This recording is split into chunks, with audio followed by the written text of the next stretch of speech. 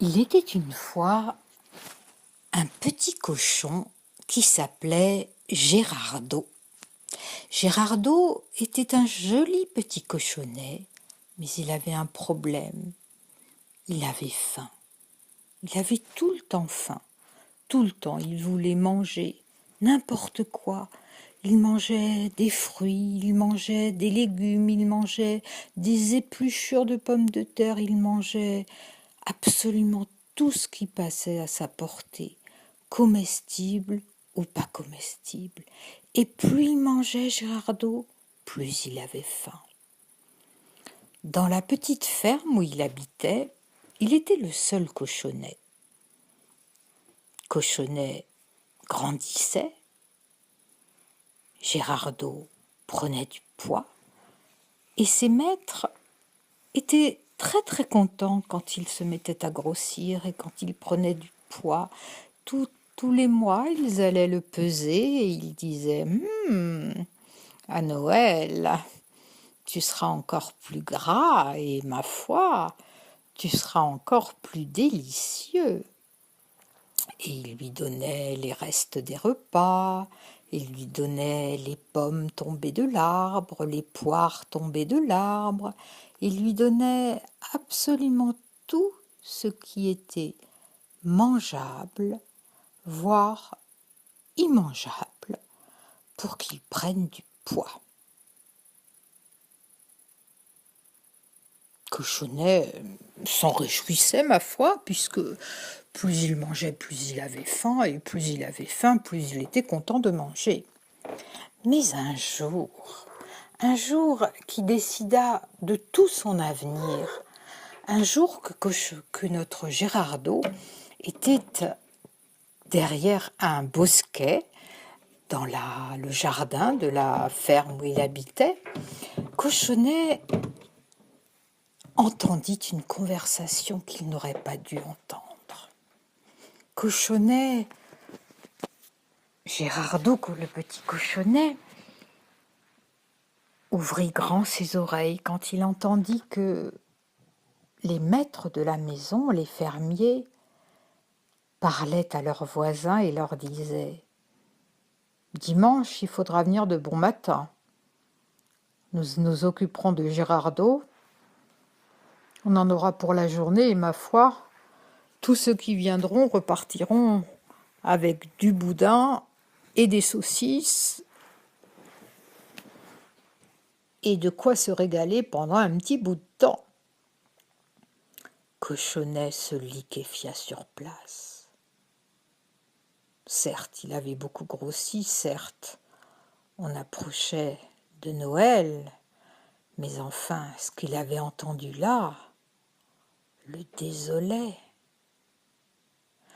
Il fouilla dans sa mémoire, il se rappela que l'an d'avant, il y avait un cochon bien gras, et que ce cochon-là avait mystérieusement disparu après une réunion avec les voisins, un dimanche à la ferme, où tout le monde était reparti, les bras chargés, et le lendemain, le cochon avait disparu. Cochonnet, Gérardo se mit à trembler. Il n'osait pas croire à ce que son imagination voulait lui faire croire. Il ne voulait pas penser que c'était juste possible que le dimanche suivant, il se transformerait en sauce. Non, c'était même pas prononçable ces mots-là.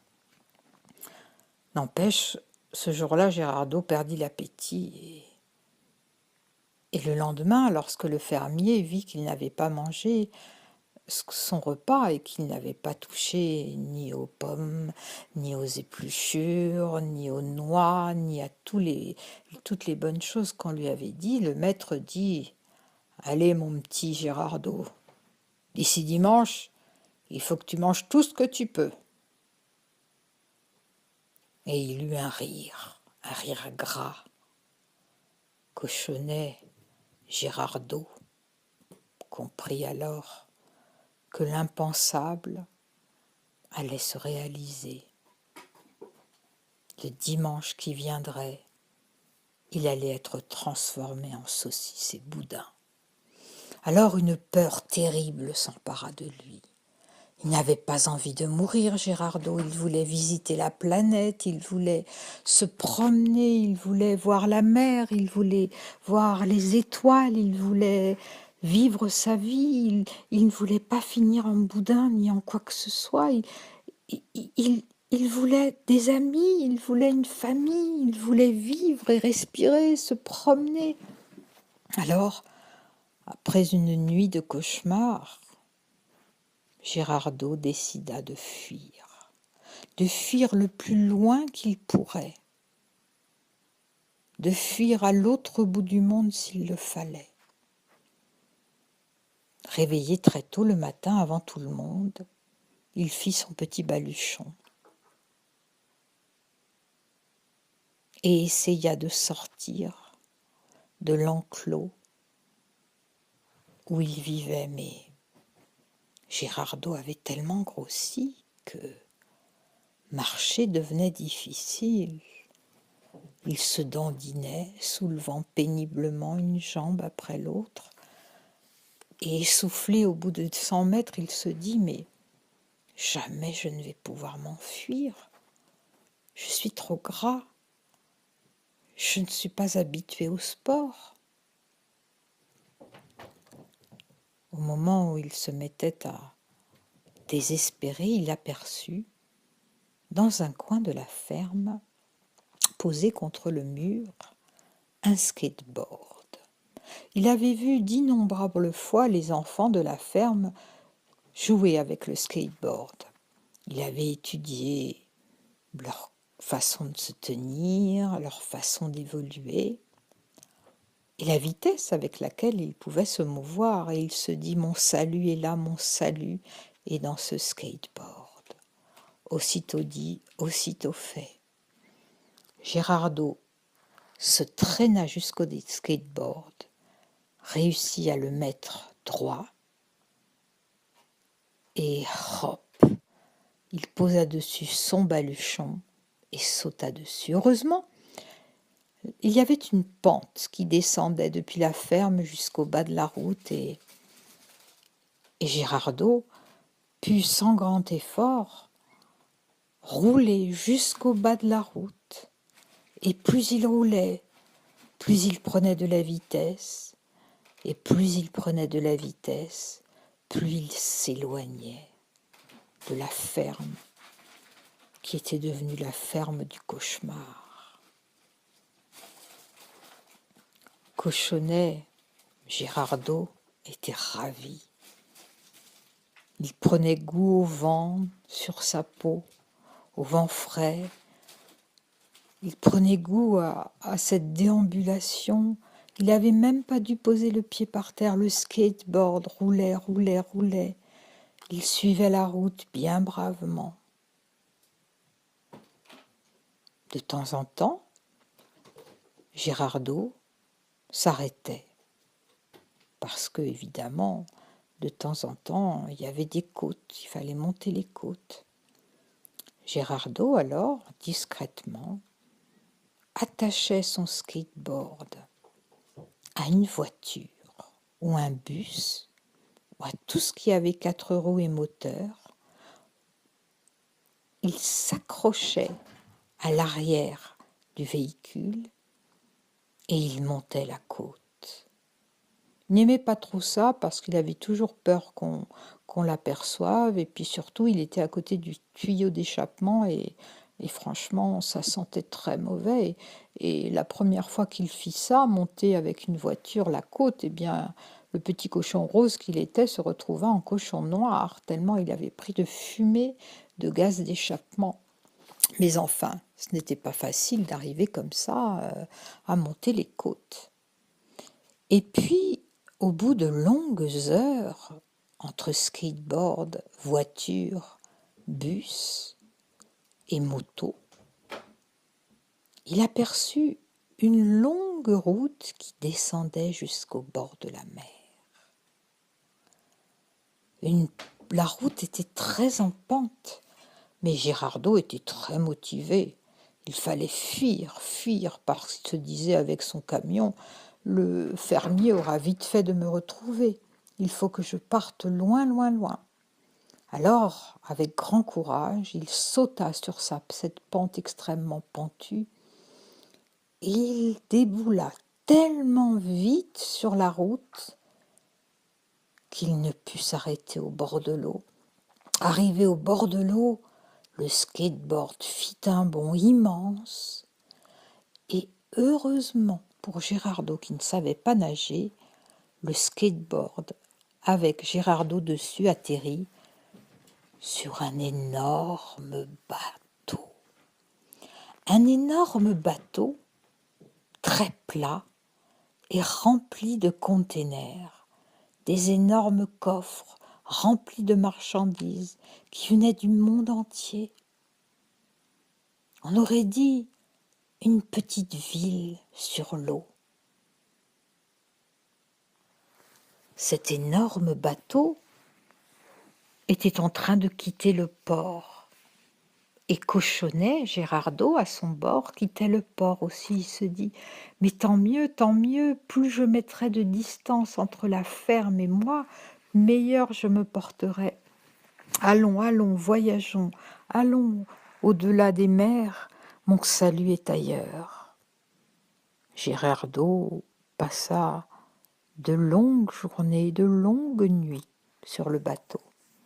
Évidemment, il avait appris à se méfier des hommes et des femmes parce que on croit qu'on est amis, on croit qu'on vous nourrit par gentillesse et puis tout à coup, un jour, on se réveille et on s'aperçoit que on vous a nourri, mais de manière bien intéressée. Et donc Girardot, ne voulant croiser personne, dormait le jour et se promenait sur le bateau la nuit. Il avait vite trouvé un endroit où dormir. C'était dans un placard, à côté des grands coffres de nourriture qu'on n'ouvrait que la journée. La nuit, il se levait, et comme il était juste à côté des cuisines, eh bien, il y avait tout ce qu'il fallait pour se nourrir. Cochonnet mangeait, mais à vrai dire, il avait l'estomac un peu coupé, l'appétit un peu coupé par toutes ces aventures. Et donc il mangeait tout à fait modérément, et puis il buvait tout à fait modérément, et puis il dormait, et il attendait. Sur le bateau, on parlait plein de langues différentes, des langues qu'il ne comprenait pas, et qui étaient très éloignées de la langue dans laquelle il avait grandi. Il ne savait pas où il allait, il ne savait pas sur quelle mer il allait, mais enfin, plus les jours passaient et plus il faisait chaud. Girardot avait hâte d'arriver. Une nuit, enfin, où il s'était approché sur le pont du bateau pour regarder la mer ou l'océan, il aperçut, au clair de lune, dans le lointain, des palmiers et la terre ferme. « Oh, on arrive !» se dit-il, « on arrive !» Et effectivement, le bateau accosta alors qu'il faisait encore nuit. Tout le monde dormait, à part le pilote du bateau et quelques hommes de garde. Girardot en profita pour descendre avec son skateboard en toute discrétion. Il y avait une plage pleine de sable fin et tout autour de lui, des cocotiers, des palmiers. C'était un paysage absolument magnifique, un paysage de carte postale, un paysage comme il en avait vu là-bas dans les catalogues de voyage qu'il feuilletait parfois dans la ferme et qui le faisaient rêver. Cochonnet, Girardot savait lire. Il lisait le français parce qu'il était assez intelligent et qu'il avait appris tout seul en lisant sur les vieux magazines et les journaux qui traînaient par terre à la ferme. Il avait appris tout seul à lire et il vit un grand panneau où il y avait écrit dessus Bienvenue en Martinique. Et c'est ainsi que Gérardo comprit qu'il était arrivé sur l'île de la Martinique, dans les Antilles, et qu'il avait franchi l'océan Atlantique. Il était sur une île paradisiaque où il faisait bon vivre et où les gens avaient l'air assez pacifiques. Il prit son skateboard et se mit à rouler le long de la route en cherchant un endroit où il pourrait s'établir. Il roula, regardant les cocotiers, regardant le ciel qui peu à peu s'éclaircissait avec le soleil qui se levait. Le paysage était magnifique. Les plantes sauvages qui poussaient à gauche et à droite de la route étaient immenses. On aurait dit que Gérardo était un Lilliputien, tellement était grand le paysage autour de lui, tellement était grande la végétation et les arbres. Il y avait un petit vent frais qui venait de la mer, un vent marin, et puis au bout de quelque temps, il fit jour complètement et Gérardo, émerveillé, sut qu'il était là et qu'il y resterait. À un moment, fatigué, il s'arrêta. Il y avait un petit champ. À l'intérieur de ces petits champs, il y avait des petits cochons, pas tout à fait comme lui, mais enfin, des cochons en bonne santé. Notre ami Gérardo alla les voir et essaya d'engager la conversation. « Et que faites-vous là, mes amis ?» demanda-t-il. « Nous, dirent les cochons, eh bien, tu le vois bien, on prend l'air, on se promène, on visite, on se régale. Mais vous appartenez à quelqu'un ? Nous, dirent les cochons. Bien sûr, on appartient à quelqu'un, mais pour l'instant, on ne l'a encore jamais vu. On a mangé suffisamment tout autour de nous, il y a tout ce qu'il faut. Tu vois, on vit dans un ancien potager et il y a encore énormément de légumes qui poussent et on mange et on mange et on mange. Et le maître, s'il y en a un, on ne l'a jamais vu.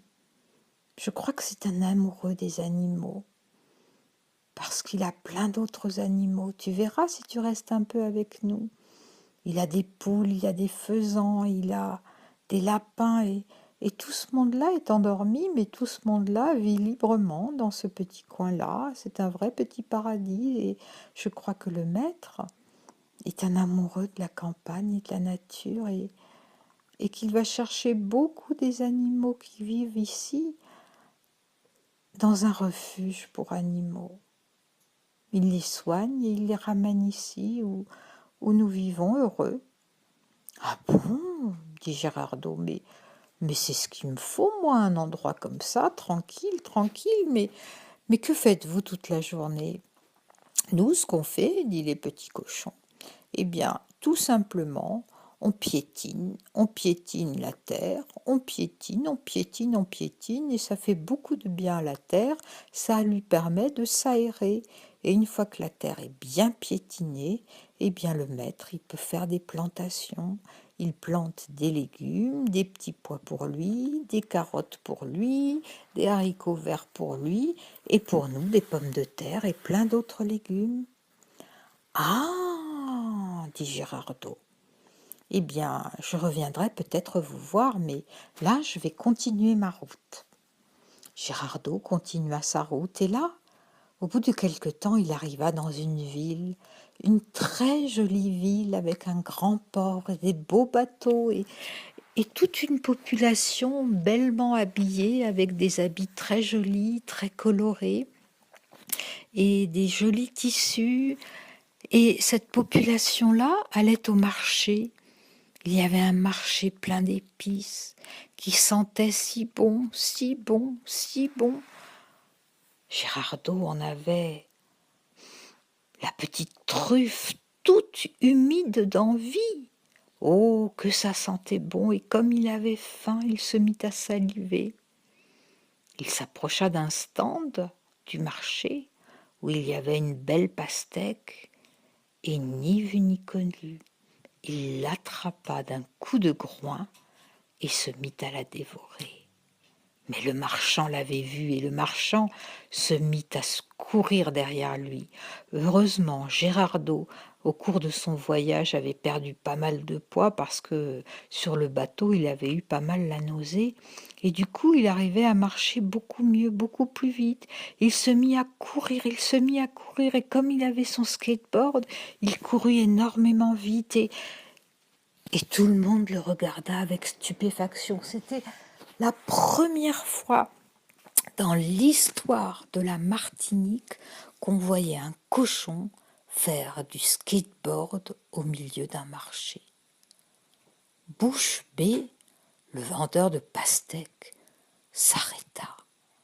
Tous les marchands, tous les clients, tous les promeneurs s'arrêtèrent pour regarder Gérardo qui dévalait la pente et qui dévalait sur ton skateboard. Tous les enfants applaudissaient et criaient « Hurrah, hurrah, hurrah !» Au bout d'un moment, le skateboard s'arrêta en bout de course.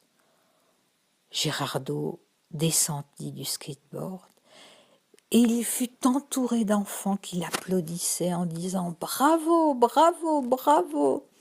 Et ils lui remirent toutes sortes de bonnes choses à manger. Et ils lui posèrent un tas de questions. « Mais d'où es-tu? D'où viens-tu? Où habites-tu » Et Gérardo se mit à raconter son histoire, qu'il habitait une petite ferme en métropole et là-bas, eh bien, il avait beaucoup mangé, beaucoup engraissé, et puis un jour il avait appris pourquoi on l'avait engraissé. Et comme il ne voulait pas se transformer en boudin et en saucisse, il avait fui la ferme et il était arrivé ici par un heureux hasard. « Oh ben ça tombe bien, dirent les enfants. Ici, on a une spécialité de boudin. Mais c'est du boudin blanc. On mange pas du boudin noir, nous. On mange que du boudin blanc. Le cochon, chez nous, c'est sacré. » Et les enfants invitèrent Gérardo à venir avec eux. Et figurez-vous que ces enfants-là habitaient la grande ferme du monsieur qui sauvait les animaux dans les refuges. Et c'est pour ça qu'ils aimaient tellement les animaux. Ils aimaient les animaux, ces enfants-là, parce qu'ils avaient été élevés au milieu d'eux en toute liberté. Alors Gérardo se dit que lui aussi pourrait vivre là. Il y avait des poules et des cochons et des amis partout et aucune raison d'avoir peur. Et c'est ainsi que Gérardo coula des jours heureux. Et comme il était très gentil et très serviable, il aida beaucoup, beaucoup, beaucoup le maître, qui n'était pas un maître d'ailleurs, qui était juste le propriétaire des lieux. Il l'aida beaucoup en lui donnant toutes sortes de coups de main. Et même, il fit un calendrier où il faisait du skateboard. Et grâce à l'argent récolté par la vente du calendrier, eh bien, le propriétaire des lieux put acheter beaucoup à manger pour les petits animaux et sauver beaucoup d'autres animaux des refuges, car il fallait bien payer le vétérinaire. Et c'est ainsi que Gérardo, le petit cochon, vécut une vie magnifique au grand air. Et même s'il lui arriva d'attraper quelques coups de soleil, parce qu'il était bien rose, notre cochon, et qu'il faisait bien chaud là-haut, eh bien, même les coups de soleil ne l'embêtaient pas. On lui mettait de la graisse sur la peau, de l'huile de coco, et voilà, il était guéri. Et c'est ainsi que Gérardo, le cochon, vécut très heureux avec tous les autres animaux. Il lui arriva plein d'autres aventures, mais ça, c'est une autre histoire. C'était l'histoire de Gérardo, le cochon qui faisait du skateboard.